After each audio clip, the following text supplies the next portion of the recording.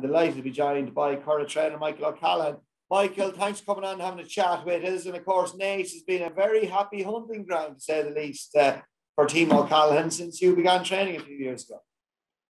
Yeah, Kevin, thanks for having me on. Yeah, Naas has been a very lucky place for us. I think in the last few years we've trained 13 or 14 winners there, including a couple of nice horses that went on to bigger and better things for us.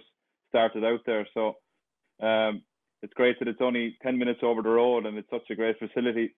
In my eyes, it's one of the premier tracks, and it's great to be able to start horses off there. And yeah, so looking forward to the flat getting going now again. Good stuff. And obviously, it's a real think outside the box track, isn't it? They're always, the team here at Naas are always striving to improve facilities. They've, over the last number of years, both in the enclosure and on the track as well, they have made massive upgrades. Yeah, it's something I've always thought, and there's obviously they have a great management team in place, but obviously they have a great board of directors behind them, because, like you said, they think very much outside the box. They're probably one of the most progressive tracks in the country. Every time you go back there, there's something improved, something done, between the stable yard, going to the extent of fixing ridges and the sprint course. The circle behind you is a great addition.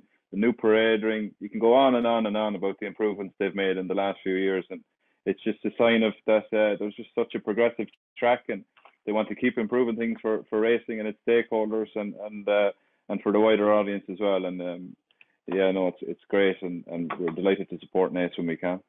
And Michael, some of the horses, we'll just go down through a few of them that have won here at Naas before going on to do greater things. Of course, Blue de Vega won his maiden here at Naas before going on and winning the Killavullen Stakes at Leopardstown. Yeah, he did. McNamara rode him that day, and he was a breeze up horse that bought at Gore's Bridge, and he went to Naas, bolted up in his maiden. He went out then and he won the Killavullen, and the following spring he was placed in a Guineas. So he was one of the nice ones that started off there too. Yeah. Letters of note, she gave you your first stakes winner here at Naas as well as a trainer. You won the 6 furlong listed Yeomanstown Stud Fillies race. Yeah, she did. Pat Smullen rode her that day. Actually, it's a nice memory to have, especially it was so important being our first stakes winner. Yeah, no, it was nice. She was a breeze up as well, again from Gore's Bridge. You'd swear I was working for them, all the plugs I'm giving them, but it seems to be a winning combination. Buy breezers at Gore's Bridge and bring them to Naas, and they'll bolt up. But yeah, no, it's been great. I Am Superman. Did he come from Gore's Bridge? Because he won 2 races here for you at Naas as well. Before he went on, you're still involved in him actually as the owner.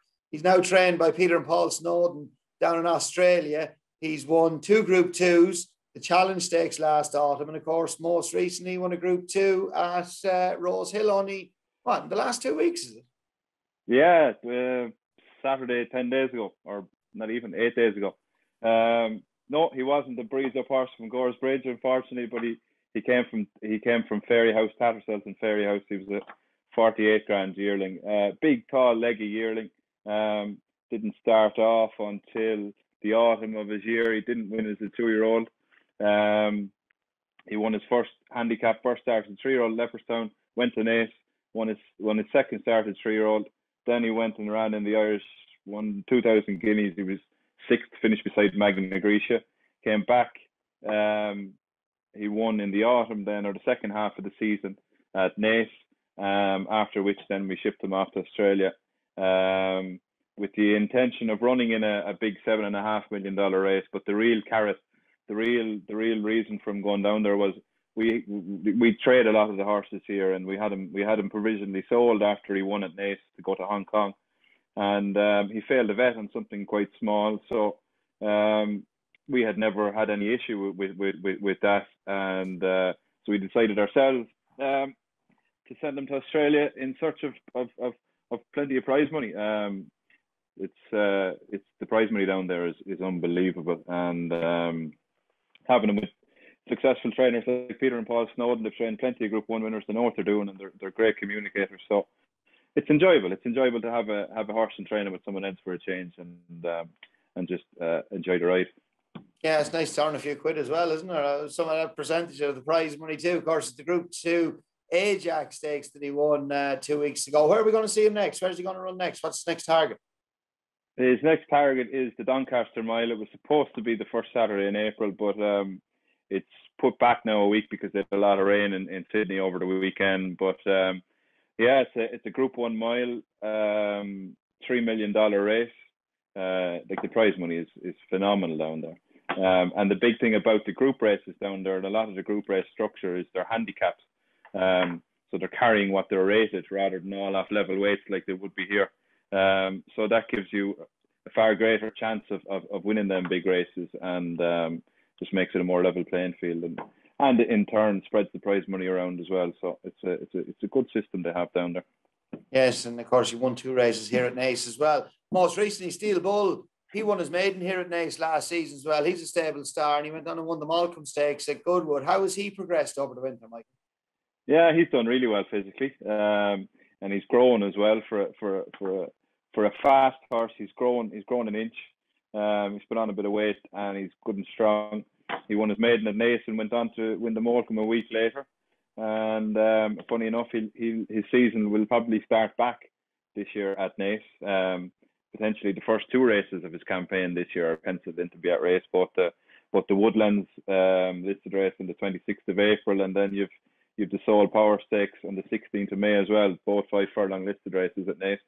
The problem with 3-year-old sprinters, no matter what their level is, the program can be a little bit sparse for them to campaign against their own age group, 3-year-old only. And it's one of the divisions where I think age has a lot to do with performance at early stage of their 3-year-old year. But if they're good enough, they can cope with it. And we'll start them out there against older horses in the Woodland, and we'll kind of feel our way through the year with him. He'll get plenty of big entries and that, but we'll stick to 5 furlongs with him. He's very fast. It's a great sprint track here as well at Naas, isn't it? Yeah, it's very, very good. It's very fair. Horses come straight up. Horses improve so much from one run to another at Naas as well. I found, you could have horses straight enough and you're on first time out at Naas, and they'll improve as much again for their second start if you go back to Naas again. There's no hiding places for them. It's very fair, straight up, and like that we were saying earlier, they've improved the track no end over the last few years, and it's probably one of Ireland's premier sprinting tracks. You had numerous other maiden and handicap winners here as well, and of course you won the first 2-year-old race of the season 2 years ago at Naas with Red Epaulet. Yeah, Red Epaulet won that race there when it moved to Naas. Obviously, he's gone back to the Curragh this year, but it was nice to win it at Naas because we had won it at the Curragh before that as well a few years ago. And that horse, he went on to Hong Kong after. So yeah, there's plenty of horses we've won at Naas with that have gone on to better things elsewhere, and yeah, it's a great nursery of horses like that. And Michael, that's your business model, really, isn't it? You're the poster boy, shall we say, for the Breeze Up sales in Ireland and England. And poster boys get paid, don't they? Yeah, you get well paid though. You get well paid. You get well paid. You invest a lot, but you get well paid off the back of the results. But Michael, you buy a lot of Breeds Up horses every year, and of course, coming up to a busy time for you as well. Your plan is to buy plenty more Breeds Up horses this year. Yeah, exactly. Just with the way things were last year and the way the uncertainty that was around, I didn't buy many yearlings at all. Always would buy plenty of 2-year-olds, but I just thought I wouldn't buy any yearlings really, and just wait for the Breeze Ups, and any order I had and any horses I needed to buy, I'd buy at the Breeze Ups.